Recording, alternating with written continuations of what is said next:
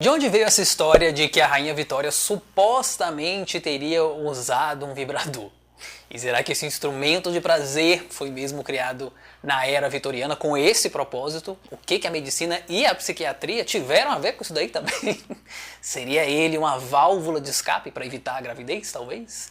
Não sei, quer dizer, sei, mas vamos falar aqui sobre isso, né? Pois é, mas antes de começar o vídeo, deixe o seu like e inscreva-se para receber notificações de conteúdos novos assim que eles são postados, custa nada e é de graça, acredite você. Essa história voltou à tona, pelo menos para o grande público, em 2011, quando foi lançado o filme Histeria. O filme ele conta a história de dois médicos do período vitoriano que tentavam buscar a cura para histeria, né? Eu já comentei aqui 1 zilhão de vezes no canal que foi a histeria, inclusive, que levou Freud a criar a psicanálise em Viena, capital da Áustria. Porém, o filme ele se passa em Londres, né, lá na Inglaterra. A histeria realmente foi estudada na Europa inteira durante os séculos 18, 19 e 20. Mas o que era isso? As mulheres histéricas eram as que perdiam o controle, né, emocional, digamos assim. Então gritavam, algumas se machucavam, se contorciam também. E os tratamentos na época iam desde hipnose, banhos de gelo, reiki, acredite você, mas tinha um outro nome, né, exorcismo também e outras coisas. E o motivo das crises histéricas, descoberto e discutido pelo Freud, como eu comentei lá no vídeo da Marilyn Monroe, quem não assistiu, vá lá assistir, em sua maioria, né, era a posição sociocultural das mulheres naquele período, né, todas forçadas a se casar muito cedo, forçadas a engravidar, forçadas a permanecer em casamentos, né, a maioria deles sem amor, forçadas a obedecer os seus maridos e assim por diante. Mas isso só aconteceu entre o fim de 1800 e o início de 1900. Durante o período vitoriano, muitos médicos acreditavam que a histeria era um problema fisiológico, né, que era causado pelo deslocamento do útero. E essa teoria aí, inclusive, ela vinha da Grécia, de muito tempo atrás, quando a palavra histeria significava matriz, né, ou seja, a matriz feminina estava com problemas. A palavra grega, inclusive, era hystéros, né, que significava útero. No filme, que é bem interessante, os médicos eles usavam as próprias mãos para poder massagear ali, né, no órgão sexual feminino, que coincidentemente causava uma sensação de prazer nas pacientes. Só que assim, a procura começou a crescer e aí um dos médicos desenvolveu uma espécie de tendinite. Isso no filme, né, sem querer, mexendo ali nas criações também tecnológicas bem avançadas para a época, né, de um amigo físico, ele descobre que um aparelho rotativo, como uma espécie de massageador, poderia ser usado ao invés das mãos. Esse aparelho aí, inclusive, ele foi levado para a clínica e posteriormente foi vendido como um vibrador. E no fim do filme, spoiler para quem ainda não assistiu, mas é um spoiler, né, engraçadinho, a própria Rainha Vitória aparece comprando um dos brinquedinhos. Claro que essa parte da história ela foi totalmente inventada, né, para o filme. Não foi bem assim que tudo aconteceu. O Dr. Granville, ele realmente existiu e realmente criou uma espécie de massageador, porém esse massageador aí, a princípio, era usado nos homens para poder curar dores musculares, e aí posteriormente é que ele foi usado também nas mulheres e em crianças para poder tratar uma série de outras enfermidades, desde as dores, as rugas e a tuberculose. Mas por que colocaram a Rainha Vitória no meio dessa história toda? Pois é, o período vitoriano ele foi muito importante em muitos aspectos socioculturais, digamos assim. Ele levantou muitas discussões, né?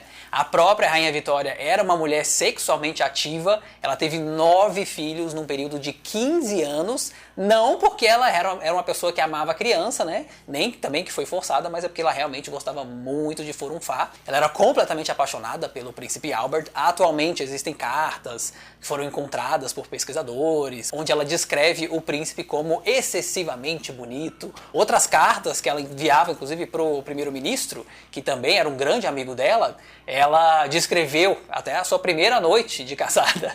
Acredite você, abre aspas. Foi uma experiência gratificante e desconcertante. Eu nunca passei uma noite assim, ele me abraçou e nos beijamos de novo e de novo. Fecha aspas. Dizem que ela chegou a pedir para os médicos e para os padres também inventarem ali, buscarem, né, alguma solução para ela não engravidar mais. Isso porque depois do 9º filho, o médico, né, ali do palácio, que fazia os partos dela, disse que uma nova gravidez seria um grande risco à saúde dela. O príncipe Albert, que era o marido da Rainha Vitória, acabou falecendo aos 42 anos, muito jovem, e ela viveu de luto pro resto da vida. Porém, mesmo de luto, muitas histórias continuaram rondando o castelo de Windsor histórias de casos e alguns brinquedos eróticos. Agora, como que o massageador acabou virando um vibrador? Muito simples, né? Na época, o único método contraceptivo era a abstinência. Já existiam camisinhas, sim, que eram bem caras e mal vistas também, porque a intenção delas era evitar doenças, né, sexualmente transmissíveis. Então, normalmente, quem usava eram os nobres, que frequentavam bordéis, ou também usavam ali com as suas amantes. Aí, as mulheres foram descobrindo que a vibração desse aparelhinho aí de massagem poderia fazer muito mais, né, por elas, talvez, que até os próprios maridos, em algumas ocasiões, coisa que eu não duvido.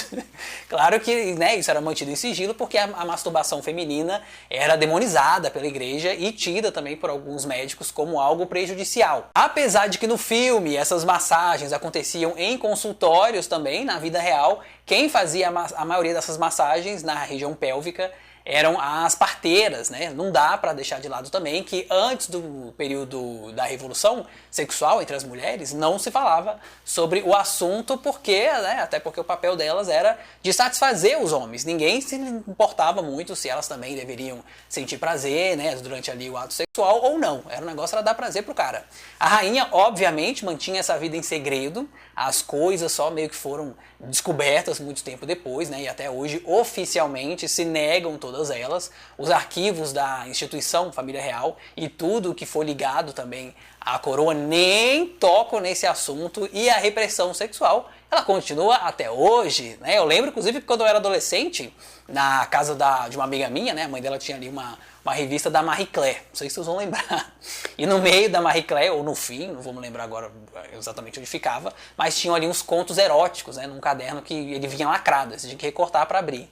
E já na Playboy nunca teve nada lacrado, né, porque meu tio mesmo era um grande colecionador de Playboy. E muito pelo contrário, a capa da Playboy, ela só começou mesmo a suavizar lá pelo fim dos anos 90, começo dos anos 2000. Após o período vitoriano, no princípio dos anos de 1900, as mulheres começaram a ter mais voz, pelo menos ali entre elas. Ainda assim, o movimento feminista ele só foi surgir lá pela segunda metade, né, daquele século. O próprio Freud falava muito também sobre os tabus da sociedade e como essa repressão sexual era prejudicial não só às mulheres, mas também à população LGBT, que na época era um grande tabu, também não era tida como LGBT, né, era um tabu maior ainda até, e também alguns homens heterossexuais, mas que não falavam sobre assuntos. Tudo que se reprime, tudo que vira um medo, né, de ser descoberto, de ser falado, de ser entendido, tem grandes chances de gerar uma grande frustração na vida da pessoa, né? Depois desse caminho todo que a gente, e que principalmente as mulheres passaram, eu acho que não tem desculpa